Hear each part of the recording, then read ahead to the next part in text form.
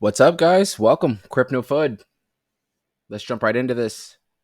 All right, so Dogelon, short, sweet. Let's see what's going on here. So from my last video, we were basically looking at, when we were going to bottom out. I'm not saying that we did bottom out, but it looks like for right now, locally, we did bottom somewhere around 19.6. We are currently sitting at around 21.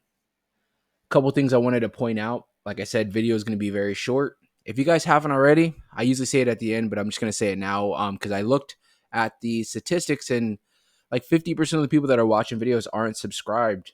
Make sure you guys are subscribed so you can get those instant alerts. It's free. It's just basically whenever you subscribe, it'll make sure to tell you, or whenever you get on YouTube, it'll notify you that there's a new video. Helps me out. And like I said, it doesn't cost you a thing. So back to Dog Elon.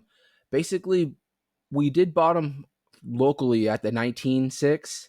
Again, like I said, we're sitting at the 21. Down here is the MACD. I don't usually point it out too much, but I am going to point it out right now. The MACD for right now is curling. It looks like it's curling up. And this is I'm looking at a chart for like 8 months. It's really a year, but from right here in this gap that we're looking at is around 8 months. And basically it looks like that we might be recovering from this bottom, and it looks like we might be coming up to retest. Remember this green line that I always talk about, 200-day moving average? If you see, we've kind of stayed around the 200-day. Other than this crazy drop, this is when the market, just literally dropped out of nowhere like last year. It took a while because this is a moving day average. It's a lagging indicator. So it took a while for it to kind of correlate with the price again, but eventually it did meet it. And if you can see, we kind of been staying around the 200-day. Sometimes we will stay below it for a little while, which is good buying opportunity, especially if you're buying short term and selling, buying and selling. Even if you're long term, I don't frown on people that buy in at a good opportunity and maybe sell when it has a nice little spike up, just to buy back in so they can get more for the long term. With that being said, the 200-day, we've been kind of just riding around, sitting. Sometimes we'll go below it, and then a lot of times if you look at these charts, or this chart here, we bounced off the 200-day, and that was something that you want to see. It bounced off of it one time and kind of started moving that natural move up. That was when we had that high that we hit probably 6-8 months ago. I think it was probably like 6 months ago, sometime in actually February. So actually only 3 months ago. So 3 months ago. But if you see, when we came down, we bounced again off this 200-day. This isn't just a coincidence. Trust me, there's people that are trading that strictly trade off this 200-day and the MACD. And these are their trading indicators. A lot of times they'll wait to see if it's going to bounce off this 200-day. They'll buy in, and that's why you'll see a nice spike up. And they'll usually sell off and wait for the move again. So when that happened, though, like I always say, if we keep retesting a certain spot, it will break, even if it's on the up or the down. And that's exactly what happened here. Is it kept retesting that 200-day, and you could see it even broke a little bit and maybe kind of jumped back up, but it couldn't hold. And that's pretty much where it led to this drop that we just saw recently.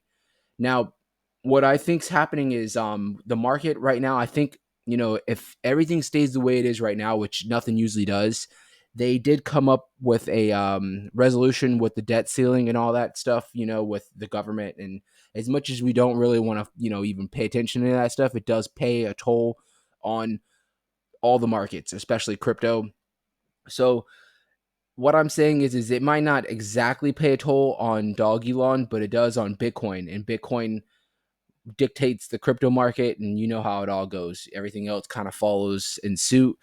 So with that being said, I think Bitcoin might be having a nice little move this week. Hopefully it'll be moving up, and we'll see Dog Elon hopefully get back up to this somewhere around this 200-day. Now, I don't think that it's going to break the 200-day immediately. Just like over here, it had to keep retesting. We're on the opposite. It's going to have to retest this 200-day and maybe get rejected a few times, but hopefully the market stays strong and we can flip this into some kind of support. If we can flip the 200-day into support, which would be somewhere around the 31, let's just call it 3, the 30. If we can get up to that 30 mark, and eventually flip it and hold that as some support. I think with the market, if we can continue maybe to get back onto this bullish narrative that we're in, or that we were in, Dogelon's going to have a nice move up again, and we're going to see us get back to these comfortable levels somewhere around the 35. We got to, what I would love to see is it just naturally move itself up again like this and not have a giga pump, because a lot of times when those giga pumps happen, you'll see just as fast it'll drop back down. So we want to see a natural growth in here. Again, we want to see it hold support at the 200-day around the 30-31. I think it's going to have to retest that multiple times, but eventually we will break it, and then we'll be talking about some nice numbers, and maybe even down the road towards the next few months, maybe a new local high for Dogelon.